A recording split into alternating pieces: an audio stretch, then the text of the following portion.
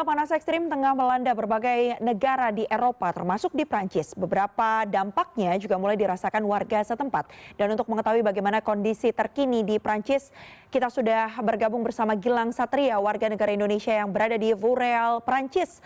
Selamat sore waktu Jakarta dan selamat siang waktu Voreal ya kepada Mas Gilang. Selamat sore. Selamat sore, Mbak. Baik, terima kasih sudah bergabung bersama kami. Ini informasi yang kami dapatkan, Voreal ini sekitar 40 km ya Mas dari Paris, Prancis. Seperti Betul. apa kondisi terkini di sana dan bagaimana kondisinya cuaca ekstrim di Prancis secara umum?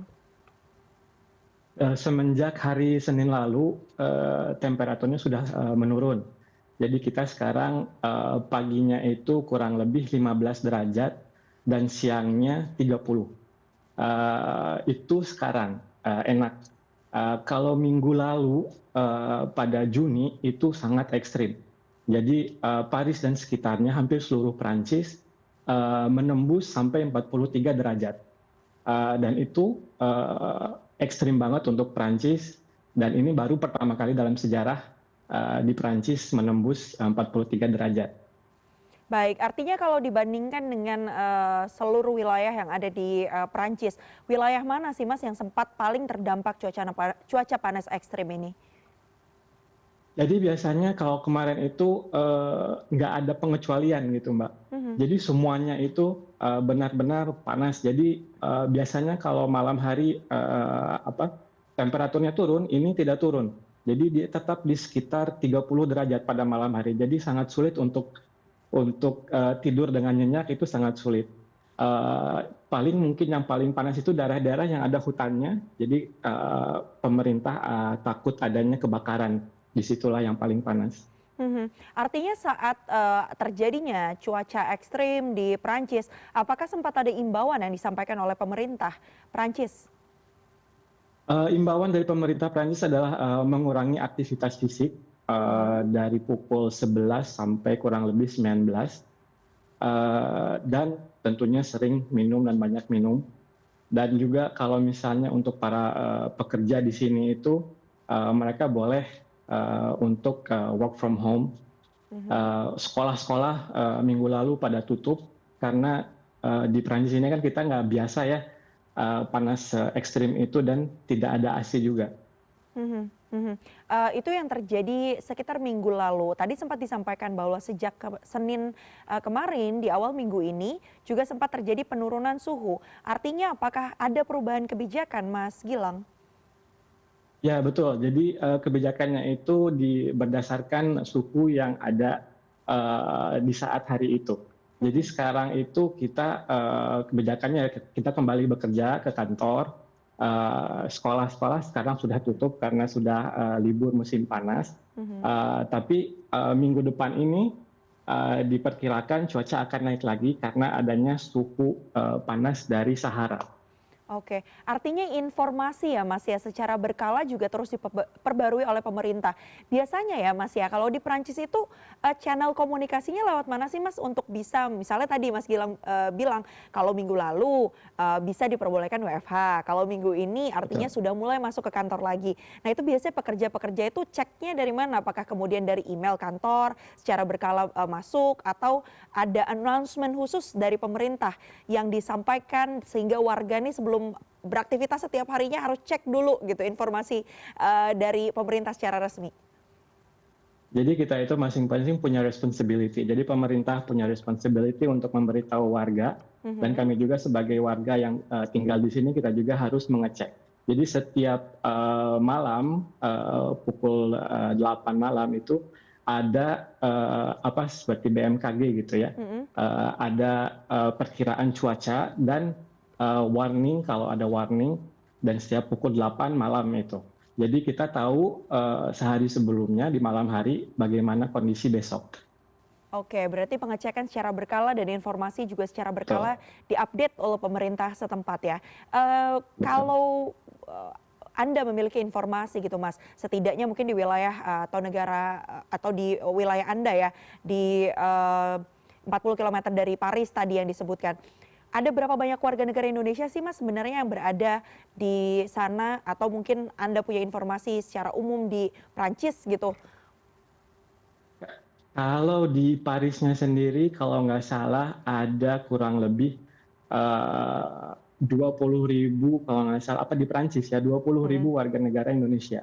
mhm. Kalau di Montreal sendiri, di mana tempat saya tinggal, saya bisa hitung dengan jari, ada saya, keluarga saya, mungkin ada kurang lebih 10 orang, Oke. 10 Mhm. warga negara Indonesia. Aha.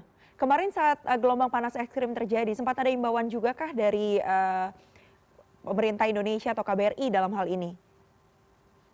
Tentunya KBRI menghimbau untuk mengikuti protokol Mhm, kesehatan lokal. Jadi mhm, kita harus mengikuti himbauan-himbauan dari pemerintah Prancis. mhm, Jadi mhm. kita bagusnya kita semua disiplin. Jadi ya secara ini WNI di sini aman semua. Baik, kita sempat kemarin ya Mas ya lihat ada beberapa informasi yang juga ramai di pemberitaan maupun di media sosial bagaimana kemudian rakyat ini saling berburu pendingin ruangan ya Mas. Baik itu air conditioner, kemudian juga kipas angin dan banyak juga terjadi proses-proses tadi rebutan-rebutan yang terjadi. Itu sebenarnya kondisi realnya di sana seperti apa? Seberapa kemudian ekstrim kebutuhan akan pendingin ruangan dan juga logistik yang kemudian mendukung mungkin untuk menghadapi gelombang panas ekstrim yang terjadi di Prancis? Jadi dikarenakan di Prancis ini kita tidak biasa dengan cuaca panas seperti ini gitu. Biasanya dengan cuaca yang dingin. Jadi di setiap rumah di Perancis itu ada pemanas, tapi kita tidak ada sama sekali pendingin. Mhm, Jadi tentunya di saat ada gerai-gerai yang menjual kipas angin atau air cooler, mereka semua menuju sana dan ya akhirnya seperti yang bisa dilihat mereka berebut karena stoknya itu limited gitu. mhm. Kalau untuk logistiknya sempat terjadi rebutan juga nggak Mas? Oh iya, jelas jelas. Karena limited, barangnya limited, jadi mereka semua cuma kalau nggak salah di seluruh Prancis ini baru ada 200.000 kipas Mhm, mhm. untuk entah berapa juta warga. Oke, tapi untuk logistik kebutuhan makanan sehari-hari, makanan minuman seperti itu apakah ada juga eee, rebutan yang mungkin Kalau terjadi soal atau aman saja Mas? Kalau soal itu karena kemarin cuacanya ekstrim, jadi banyak buah-buahan, sayuran yang sempat kosong. Telur pun sempat kosong. Tapi jadi akhirnya pemerintah Prancis impor dari negara-negara tetangga Mhm. yang tidak terkena cuaca panas ini, ataupun dari Afrika Utara ataupun dari Asia. Ya, upaya terus dilakukan pemerintah untuk memenuhi kebutuhan dari masyarakat atau warganya yang ada di sana ya. Tadi sempat disinggung kalau beberapa kantor kan WFH, kalau Betul. sekolah-sekolah sempat diliburkan, tapi kalau sekarang memang sudah masuk summer holiday, artinya memang tidak ada aktivitas di sekolah. Untuk layanan publik, apakah kemudian juga sempat terdampak, Mas? Ya, layanan publik terdampak tentunya, seperti transportasi publik, Mhm, sering terjadi, bis ataupun kereta yang, jadi di jadwalnya seandainya, mereka ada jadwal jam 8, akhirnya jadi jam 8.15. mhm. Selalu ada, keterlambatan, terutama untuk kereta-kereta karena, panasnya saking ekstrimnya, dia, ke relnya itu jadi memuai. Jadi si kereta itu tidak bisa untuk melaju dengan kecepatan biasanya. Oke, responnya berarti seperti apa, Mas, kalau melihat kondisi seperti itu? Penyesuaian apa yang dilakukan agar perjalanannya juga tetap bisa aman gitu dengan kondisi rel yang memuai? Biasanya sih kita disuruh WFH aja Mhm, karena emang agak sulit. Dan kalaupun seandainya tidak bisa WFH, di sini tuh ada yang namanya droit de retrait. mhm. Jadi droit de retrait itu right to retreat. Dalam arti jika kita merasa bahwa keselamatan atau kesehatan kita terancam, kita boleh untuk tidak datang ke kantor. Oke, baik. Dan tidak ada, kompensasi misalnya apakah pengurangan, insentif gitu, tidak ada ya, Mas? Memang sudah masuk dalam Tidak ada, aturannya ya? Oke, tidak. Mas, Ini kita ada satu yang menarik ya. Ini kan suasana Piala Dunia. Biasa gegap gempita Piala Dunia ini juga dirasakan semua pihak gitu ya. Termasuk ini Betul. wakilnya Perancis masih berlaga gitu. Ini berpengaruh juga nggak nih Mas? Karena ini satu momentum yang juga sangat menarik dan ditunggu biasanya 4 tahunan sekali. Lumayan berpengaruh karena kita nonton dengan jadwal yang berbeda ya dengan di Amerika. Mhm, mhm. Jadi kita malam-malam itu menonton dengan suasana yang panas, ya banyak minum dan segalanya, tapi tetap kita merayakan sepak bola Piala Dunia, terutama untuk Perancis di sini. Oke, baik, penyesuaian dilakukan ya. Terakhir mungkin yang perlu saya tanyakan, seperti apa kira-kira informasi perakiraan suhu dalam sepekan ke depan dan apa saja kemudian penyesuaian, adaptasi, dan antisipasi yang dilakukan baik itu warga maupun pemerintah setempat agar tetap bisa aman beraktivitas? Perkiraan ke depan 1 minggu ke depan ini kita akan mengalami panas lagi, tapi tidak se-ekstrim minggu lalu di akhir Juni yang mencapai 43 derajat. Dan 43 derajat itu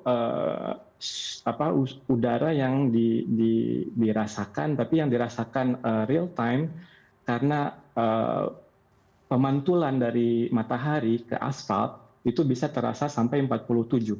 Nah, untuk minggu depan ini diperkirakan akan mencapai 38. Jadi kita masih di bawah akhir Juni kemarin ini. Baik, yang kita harapkan penyesuaian bisa terus dilakukan, bisa sama-sama memantau Lalu, gitu ya. Semoga juga masyarakat yang ada di sana, termasuk Mas Gilang dan keluarga juga bisa tetap sehat-sehat berada di sana ya, tetap aman beraktivitas. Terima kasih banyak sudah bergabung bersama kami di CNN Indonesia Newsroom. Sehat selalu. Kepada Mas Gilang Satria, warga negara Indonesia yang berada di Perancis. terima kasih Mbak.